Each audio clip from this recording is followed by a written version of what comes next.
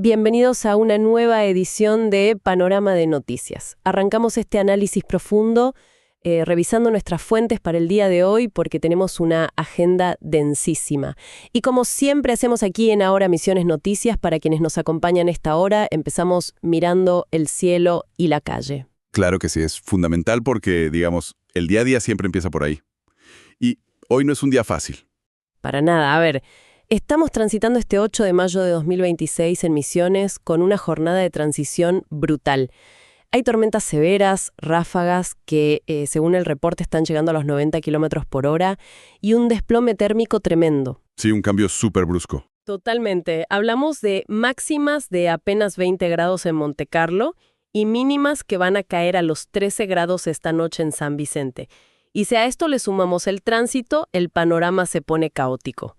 En Posadas, el acceso sur está liberado, pero con una carga altísima. Sí, leía que son unos 1.710 vehículos por hora. Exacto, y con demoras por las obras en la Ruta Nacional 105. O sea, para la gente que tiene que salir a trabajar o llevar a los chicos a la escuela, es una mañana muy complicada. Y este clima tan hostil, la verdad que funciona casi como una metáfora perfecta de lo que está pasando en la economía cotidiana. Es como un frente frío que congela los bolsillos, digamos. Qué buen punto, porque justamente revisando los reportes comerciales locales, el empresario Abel Mote arrojaba un dato que literalmente hiela la sangre. La venta de carne vacuna acá en Misiones cayó a mínimos históricos. Tremendo. Hablamos de un 30 a 40% menos. Y, a ver, en nuestra cultura la carne no es un bien de lujo. Cuando uno recorta eso de la mesa es porque la crisis llegó al hueso. Totalmente. Y la mecánica detrás de este número es pura matemática de supervivencia. Mote lo explica de forma muy clara. Es la pérdida brutal del poder adquisitivo frente al tarifazo. Claro, te suben los costos fijos. Exacto. Cuando los costos ineludibles de un hogar, como la luz, el agua o el transporte, se multiplican, el presupuesto se vuelve totalmente rígido. La única variable que una familia puede manejar o achicar en el día a día es la ida al supermercado. Y mientras la gente hace estos malabares, en la legislatura provincial vemos dos agendas que parecen ir por carriles completamente distintos. Por un lado, se discute un régimen de asistencia económica vital. Que es equivalente a un salario mínimo, tengo entendido. Tal cual. Para unas 500 familias vulnerables que tienen pacientes con enfermedades oncológicas. Pero en paralelo, vemos que Carlos Rovira impulsa desde el oficialismo eliminar las elecciones PASO y modificar la ley de lemas. Y acá te pregunto, ¿por qué hace ruido? ¿Cómo encaja una reforma electoral en el medio de una crisis donde la gente no puede comprar carne? Bueno, a ver, encaja perfectamente desde la lógica del poder y su reconfiguración. Para refrescar el concepto, la ley de lemas es este sistema donde los votos de varias facciones de un partido se le suman al candidato más votado de ese espacio. Claro, el famoso el que gana conduce y los demás suman. Exactamente. Entonces, modificar esto y eliminar las pasos no es solamente un tema de ahorro fiscal, que es el argumento que siempre se da al público. En épocas de crisis aguda, cuando hay mucho malestar social, los oficialismos buscan blindarse. Es un mecanismo, digamos, de defensa institucional para evitar que su propio frente interno se fragmente. O sea, cerrar filas ante la tormenta. Pero claro, Misiones no es una isla. Todo este enfriamiento de bolsillo es la onda expansiva de un sismo que tiene su epicentro allá, a nivel nacional. Pasemos a la agenda de la capital, porque la fricción entre los poderes del Estado está al rojo vivo. Sí, la tensión es altísima, y lo que pasó con la Corte Suprema es el ejemplo perfecto. Tal cual, los jueces Rosati, Rosenkrantz y Lorenzetti acaban de rechazarle al presidente Milei el pedido de Persaltum para su reforma laboral. Y esto marca un choque de ritmos tremendo entre el Ejecutivo y la justicia. El gobierno busca imponer la velocidad del mercado pidiendo una herramienta excepcional como el Persaltum para saltearse todas las instancias previas. Claro, ir directo al máximo tribunal. Eso mismo. Pero la Corte le pone un freno de mano. Le responde con la pausa propia del sistema legal, diciendo que, a ver, no hay una gravedad institucional extrema que justifique obviar los pasos normales. Lo mandan a transitar los tiempos burocráticos del fuero contencioso administrativo. Un baño de realidad judicial. Y ojo, que no es el único revés. La justicia federal también suspendió artículos clave de la Ley de Financiamiento Universitario, y esto generó que la CGT se sume a la Marcha Federal Universitaria, argumentando que estos recortes ponen en riesgo el futuro científico del país. Es un clima de conflictividad creciente. Totalmente. Pero me quiero detener en un nombre en particular porque el centro de gravedad de las crisis políticas de esta semana parece haber caído sobre el jefe de gabinete, Manuel Adorni. Sí, Adorni está enfrentando una tormenta desde varios frentes simultáneos. Empecemos por el Congreso. Hay un pedido para interpelarlo, impulsado por varios sectores, aunque con un dato súper curioso, que es que Unión por la Patria no firmó ese pedido. Y el disparador son estos contratos millonarios en la TV pública. Exacto. Se habla de unos 3 millones de pesos que fueron para la productora de su amigo personal Marcelo Grandio. Y esto choca de frente con el propio informe de gestión oficial que presentó Adorni. Es una disonancia tremenda entre el discurso de austeridad y los actos. Y a eso súmale el frente judicial en Comodoro Pi. El juez Lijo acaba de incorporar propiedades heredadas por Adorni a una causa por presunto enriquecimiento ilícito. Hablamos de un departamento en La Plata y tierras en Salazar que aparentemente no estaban en su declaración jurada. Lo cual lo pone a la defensiva, mediáticamente. Y ahí voy a su defensa porque es muy llamativa. Él dice que no da explicaciones públicas para no obstruir a la justicia. Pero además lanza esta frase. Dice que le pegan a él porque es un pedazo de Milei y que en realidad lo que buscan es lastimar al presidente. Es una táctica clara de mimetización. Intenta fusionar su figura con la del mandatario. Pero, a ver, desde el análisis político básico, ¿no se supone que un jefe de gabinete es un fusible? ¿No está ahí justamente para absorber los golpes y cuidar al presidente? Al decir, pegarme a mí es pegarle a él, ¿se está defendiendo o está convirtiendo un problema personal de propiedades en una crisis para toda la gestión? Es una excelente observación. Históricamente, el ministro de mayor rango funciona como un pararrayos. Su trabajo es que la descarga eléctrica no llegue al presidente. Pero Adorni, al atar su propio patrimonio a la imagen presidencial, está metiendo el rayo directamente en el living de la Casa Rosada. Claro, los expone a todos. Exacto. Genera daños colaterales. Y esto ya está provocando ruido en las bases. Fíjate lo que pasó con Mariano Tabar, el contratista cuya declaración judicial complicó a Adorni. Sí que salió furioso. Salió a quejarse de manera muy amarga porque Milei lo había tildado de militante K. Y Tabar aclaró que él en realidad había apoyado a La Libertad Avanza. O sea, la propia base de sustentación del espacio empieza a mostrar grietas cuando el relato oficial choca contra estos hechos patrimoniales. Y esa disonancia cognitiva entre cómo se presenta la realidad en los discursos nacionales y cómo impacta en la calle es brutal. Sobre todo cuando miramos hacia las provincias. Parecen dos Argentinas paralelas. Es que lo son a nivel de indicadores. Fíjate, por un lado tenés a Karina Milei, a Martín Menem y a Diego Santilli, reunidos en San Juan con gobernadores y empresarios en una cumbre de altísimo nivel. Están proyectando la minería como gran política de Estado, defendiendo la ley de glaciares para atraer dólares a largo plazo. Y, por cierto, Adorni fue el gran ausente en esa foto. Detalle no menor. Pero a ver, esa es la Argentina de los grandes negocios proyectada a 20 años. Ahora, si bajas al plano de lo cotidiano en otras provincias, la realidad es durísima. En Mendoza hay un fuerte rechazo porque se recorta el subsidio de zona fría para el gas. Es un golpe directo al costo de vida. 400.000 hogares afectados, familias que en pleno invierno van a tener que elegir si prender la estufa o comprar comida. Y en Santa Fe, la histórica empresa textil Londres de Rosario entró en convocatoria de acreedores. Pasaron de 100 a solo 19 empleados. Ese caso de Rosario es el ejemplo de manual de lo que pasa en una recesión industrial cuando se combinan factores macro.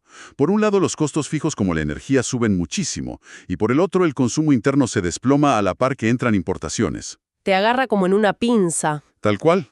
El efecto matemático inevitable es el despido masivo y la quiebra. Y los testimonios que llegan de otras provincias son desgarradores. En Entre Ríos, en la ciudad de Concordia, los pastores están denunciando que hay familias comiendo literalmente de los basurales. Y rechazan ofertas salariales del Estado que son bajísimas. Sí, del 3,5%. Y en Jujuy, las alarmas no paran de sonar porque la tarifa de luz aumentó un 3000%. La gente está pagando la boleta de la luz en cuotas con tarjeta de crédito, endeudarse al interés de una tarjeta para poder prender la luz. Es que el ajuste empuja todo al límite. Y lo vemos también en los servicios de primera necesidad. En Chubut, los trabajadores de la salud rechazaron un aumento del 8%. Dijeron que esos 30,000 pesos no les alcanzan ni para un kilo de carne. Volvemos al tema de la carne. Todo se conecta. En Tucumán, a los choferes de colectivo les están pagando el sueldo en cuotas, y los taxistas denuncian que ya perdieron el 40% de las licencias operativas. El freno económico es total. Y en el medio de todo este drama, la política territorial sigue dando escenas que rozan el absurdo. En Chaco acaban de condenar a 10 años de prisión por lavado al dirigente Tito López. Y en Salta tuvimos un momento completamente viral cuando una concejal libertaria, en pleno recinto, confundió al empresario Marcos Galperín con el histórico dirigente peronista Fernando Pato Galmarini. Sí, un furcio que, expone a veces el nivel del debate público frente a la gravedad de los datos económicos que estamos comentando. Tal cual. Pero bueno, si levantamos un poco la vista de esta coyuntura y miramos el panorama internacional, vemos que los problemas de la macroeconomía y de los aranceles no son solo nuestros.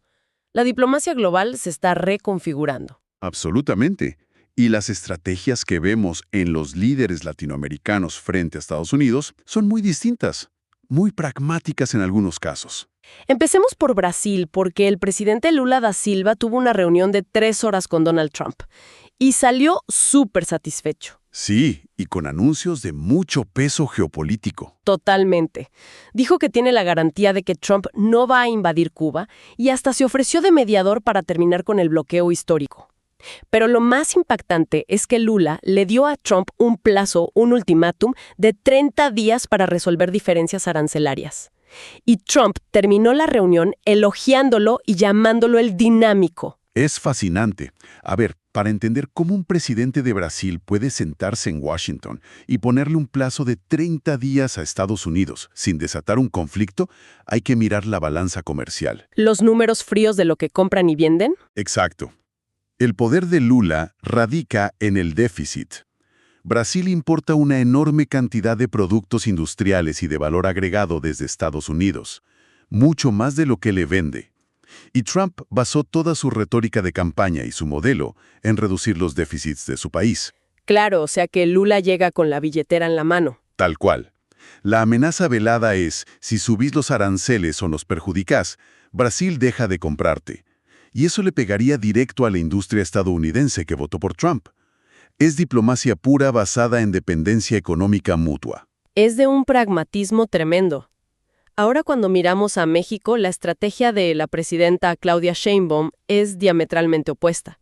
Ella tuvo que salir en público a trazar líneas rojas exigiendo respeto a la soberanía ante la amenaza de Trump de enviar fuerzas contra los cárteles. Sí, una postura mucho más defensiva. Sheinbaum tuvo que mostrar los dientes con datos propios. Dijo que redujeron los homicidios a la mitad y que desmantelaron 2.500 laboratorios. ¿Por qué Brasil puede negociar sonriendo en privado sobre aranceles mientras México tiene que hacer una defensa pública de su soberanía? Básicamente porque la geografía te marca la cancha. Brasil no comparte una frontera terrestre con Estados Unidos. Su relación pasa por los puertos y los números. Pero México comparte kilómetros de una frontera muy porosa donde el principal problema de seguridad pública de Estados Unidos, que es el narcotráfico, choca directamente con el territorio mexicano. Claro, la amenaza militar no es abstracta para ellos. Exactamente. Sheinbaum no puede hacer diplomacia de pasillo sobre aranceles cuando hay un riesgo de intervención unilateral que violaría la soberanía básica del Estado. Las herramientas de negociación son distintas porque los riesgos son distintos. Y a eso súmale cómo está el resto de la región. Tenemos despachos donde el enviado estadounidense a Venezuela le ruega seguridad jurídica al país para el sector privado. La Unión Europea advirtiendo sobre violencia preelectoral en Colombia. O el juicio en Ecuador contra el expresidente Lenín Moreno por aquel caso de sobornos de Sinohydro. Toda la región está en ebullición, buscando cómo estabilizarse. Todo cruje buscando sostenibilidad. Y hablando de buscar modelos que dejen de ser descartables, nos metemos de lleno en el mundo de la tecnología. porque hay un reporte fascinante que se conecta con lo que hablábamos al principio del bolsillo de la gente. Sí, con el fin de la era de usar y tirar. Tal cual.